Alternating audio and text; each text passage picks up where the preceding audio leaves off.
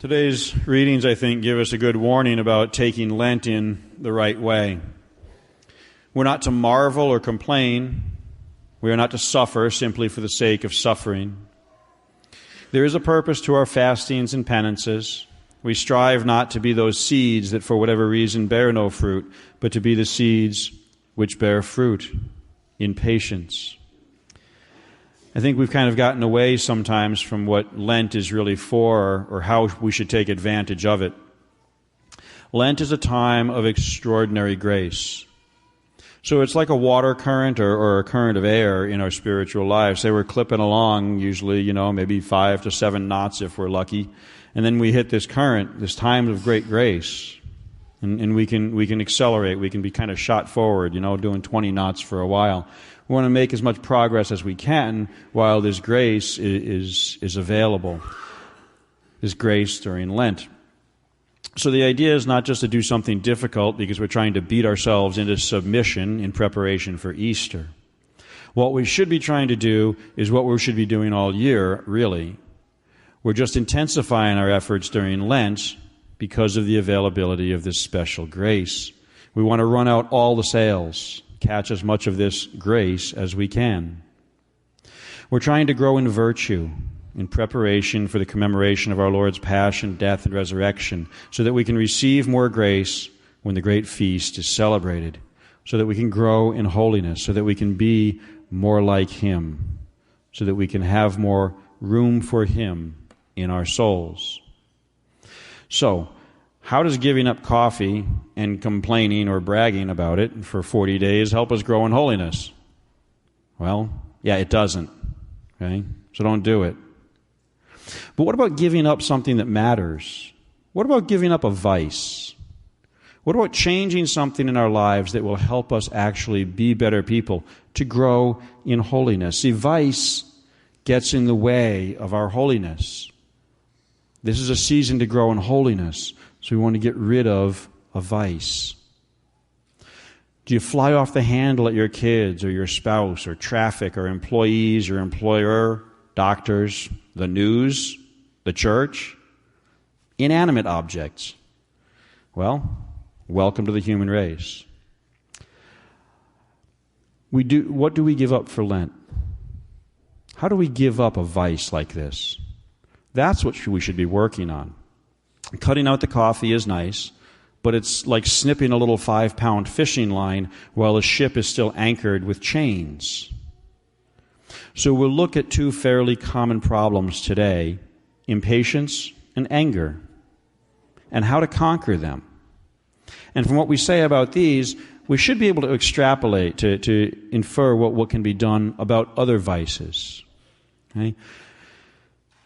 If you still don't have a good idea or a clear idea of what you can be working on and how, then maybe you want to bring that up in confession. Say, see, here's the thing I'm struggling with, Father. What's a good way to work against that? Okay? So first we'll deal with impatience and how to fight against it. First of all, you have to pray to get over it. God, I ask you for the grace this Lent to grow in patience. And say it every day. It's a nice, simple thing. Say it every day. Make it a regular part of your routine. Maybe a few times a day, so you're always reminded what you're working on. And you can start praying now, even though Lent's a couple weeks away. And in that prayer, recall your past failures and the thing that caused those failures. And offer those failures and the things that caused them, offer those up to God.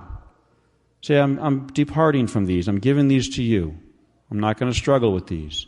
Then imagine how you should have acted in that situation. Maybe there's something that sticks in your mind. Ask God for the grace to do better, to do what it is that you're thinking you should have done, what you wish you had done in that situation. So prayer, then imagine a situation being different from how it was so that you're learning. Next, we can offer a sacrifice aimed at that particular problem. Here's how that works. So losing your cool in the moment, right, with the kids, with work, with traffic, whatever it is, might be a lack of patience.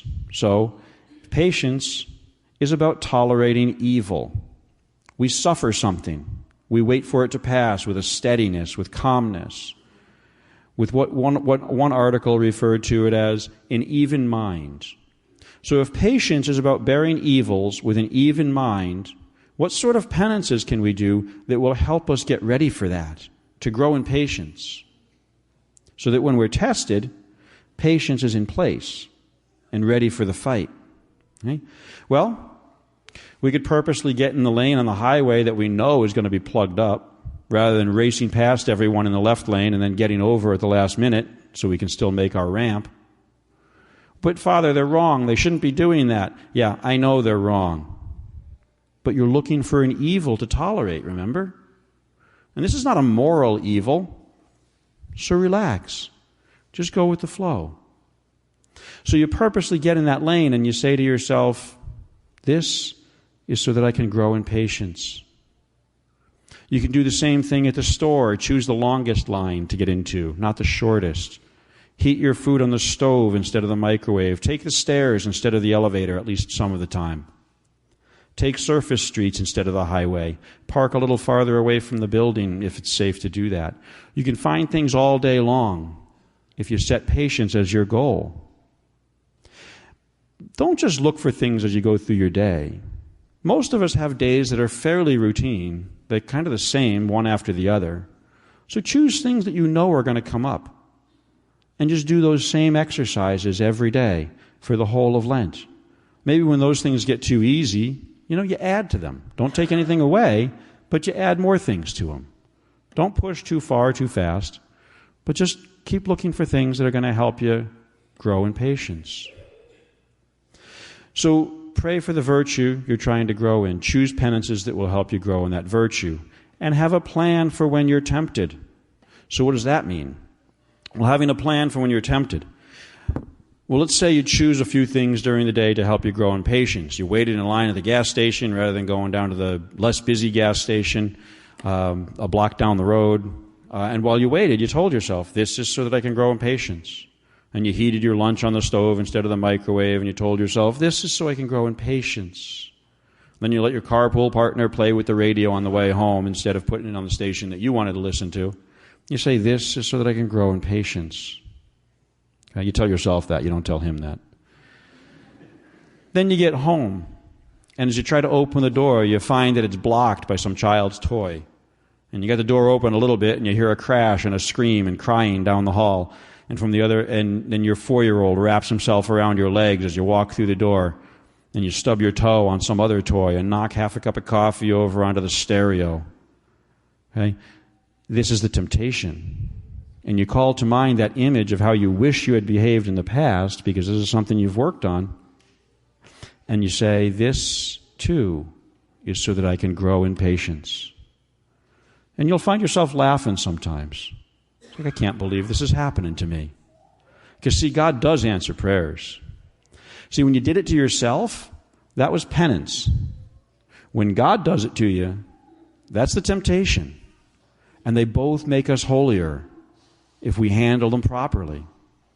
And later on, then, when the kids are maybe too noisy, you won't have to yell at them. You'll be able to remain calm. Send them to another room or even discipline them if necessary, but to do it calmly. Because you spent the day trying to grow in patience. We could do the mom's version of the same thing, right? Don't just yell down the hall in the morning. Actually go down there and pat the kid on the back and wake him up with a little rub of his head or something. And you say to yourself as you're going down the hall, this is so I can grow in patience. You wait for the stock boy to bring out another box of the cereal that your husband really likes, rather than just grabbing the one that's available right there. And as you wait, you say, this is so that I can grow in patience. And you finish your shopping and you put the groceries away before calling your sister back to find out if she's having a boy or a girl. And you tell yourself, this is so that I can grow in patience. And then when Dad comes home at the end of the day and the kids all drop what they're doing and leave a huge mess to go running to play with Dad, you can call to mind those thoughts of how you wish you had acted in past trials, because you've prepped yourself for that already. And you can say, this too is so that I can grow in patience. And maybe at that particular moment, you don't really care a whole lot about growing in patience, but you're working on building a good habit. And habits take repetition, so you make yourself calmly and sweetly ask your husband to come into the kitchen so that he can get the kids to clean up after themselves. See, you will be tested. You know that. We've been tested all along.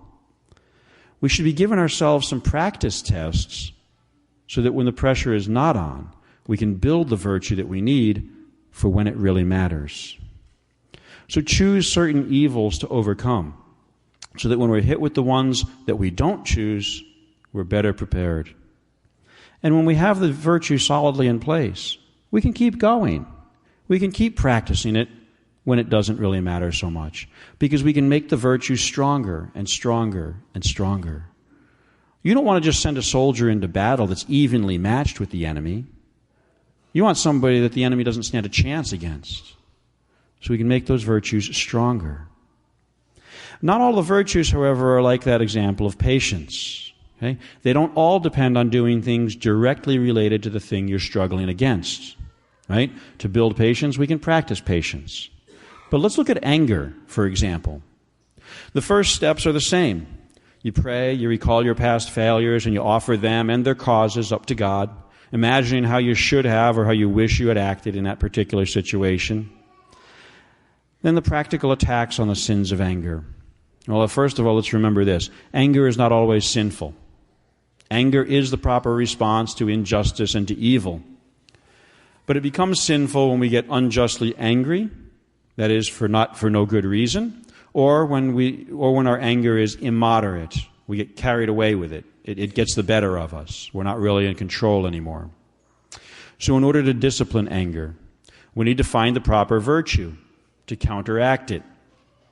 That virtue is meekness. So how do we practice meekness? That's a little strange.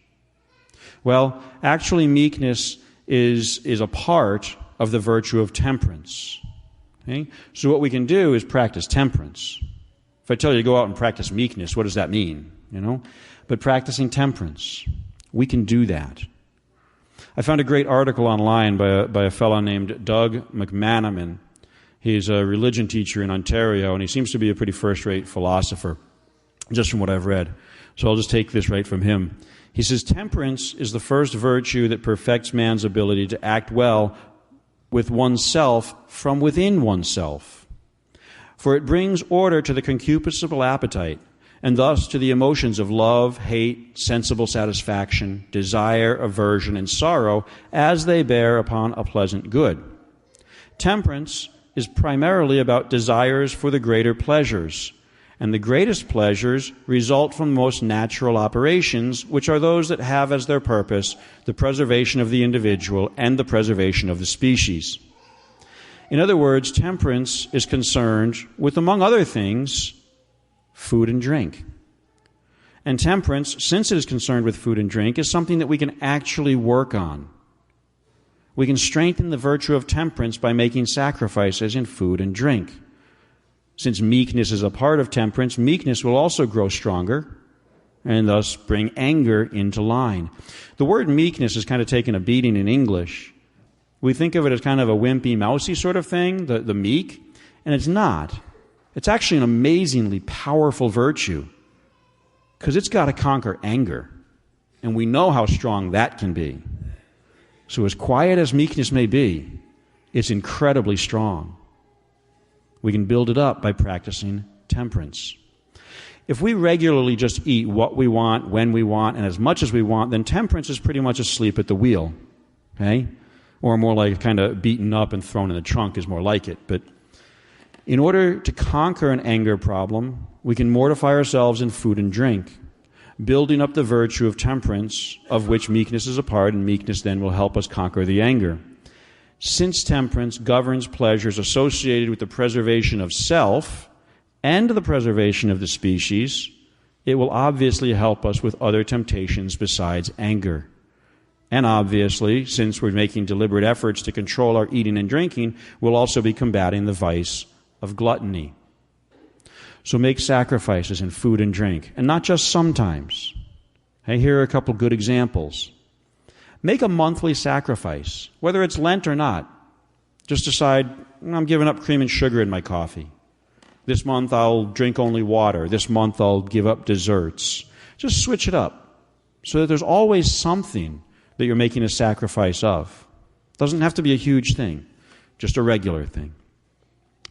In addition to that, though, and this is where the big grace comes, we should pick some days out of the week, and probably the same days every week so that we're on a regular schedule. We should pick some days to do some fasting. The Curé of Ars tells us the devil hates nothing so much as fasting, which sometimes is motivation enough just to do it. It'll depend on your health as to what that means, though. Some people can do more than others. If you have a medical condition or you're pregnant or you're nursing, the rules will be different for you. Okay, a lot of the time, if you're pregnant or nursing, your diet's already regulated by somebody else. And you have to make sacrifices in food and drink anyway. Nevertheless, you can offer those as penances. You can embrace those. Maybe not the quantity of food so much as the quality. And even there, you can kind of tweak it a little bit to make things maybe a little more unpalatable. That can also require temperance. But for our sake here, we'll just talk about the average healthy folks. It's kind of a baseline. Then we can kind of find derivatives off of that on our own. If you have medical issues, maybe it's something you want to discuss with your doctor. Maybe a little change of diet allows you to eat less, but still keep up your strength. And remember, we're working on building a virtue. A virtue is a good habit, and habits are formed by repetition. So if the fasting doesn't go well the first week, well, try it again. Don't give up or try something different just because it's not going well at the beginning. So a couple of good ideas for fasting. Maybe 3 days out of the week. You could use the Church's current definition of fasting. 2 small meals, which together don't equal a regular meal, plus 1 regular meal. So maybe a piece of fruit or a handful of nuts for breakfast, a normal lunch, and a small salad for dinner. Obviously nothing in between, and liquids do not break the fast.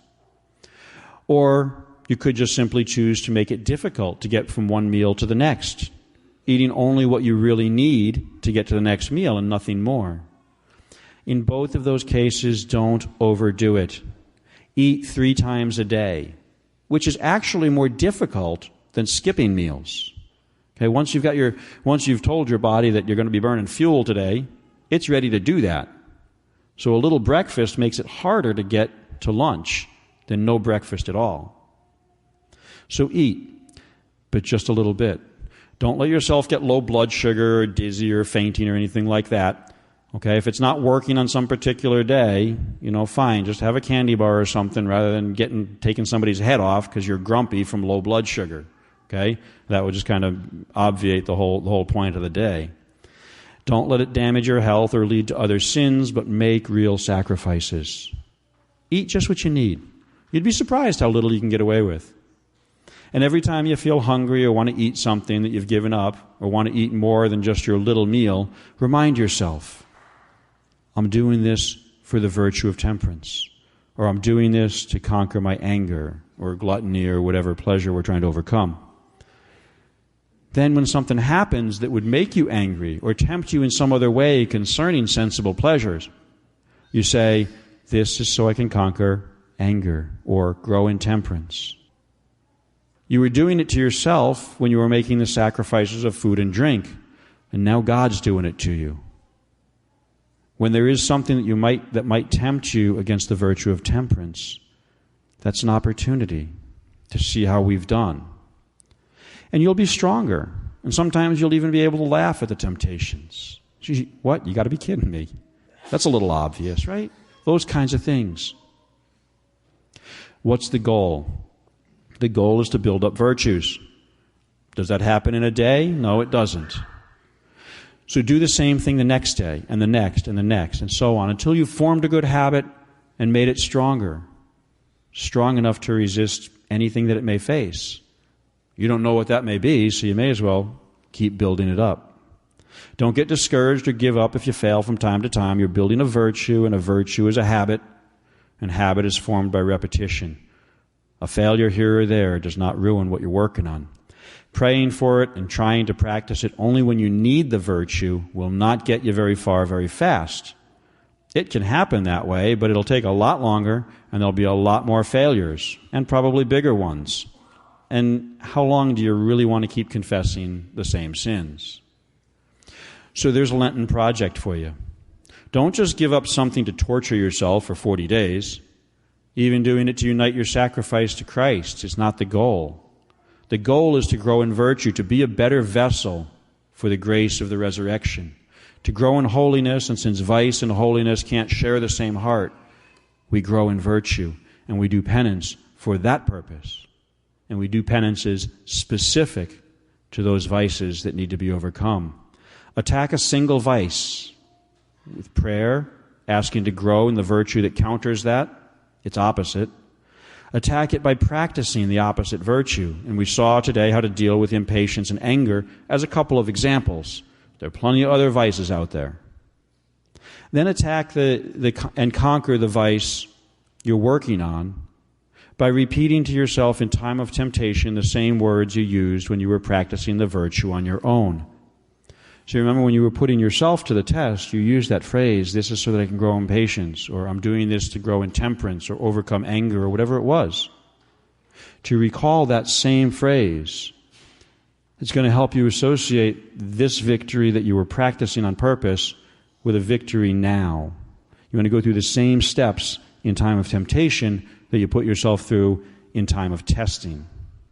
Okay? Pray for the grace, recalling past failures and their causes and offering all those to God, and imagining how you should have handled those trials. Practice the opposite virtue in controlled situations to make it stronger for times when you will be tested, when you are not in control of the situation. Have a catchphrase that you use both when you're practicing and when you're tested. This is so I can grow in whatever virtue you're working on. Some very practical, straightforward things. This is not a guessing game. Okay? And the grace of Lent is available to you. It's a huge push in our spiritual lives.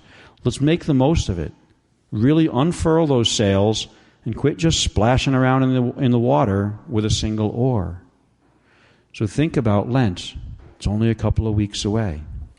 In the name of the Father, and of the Son, and of the Holy Ghost. Amen.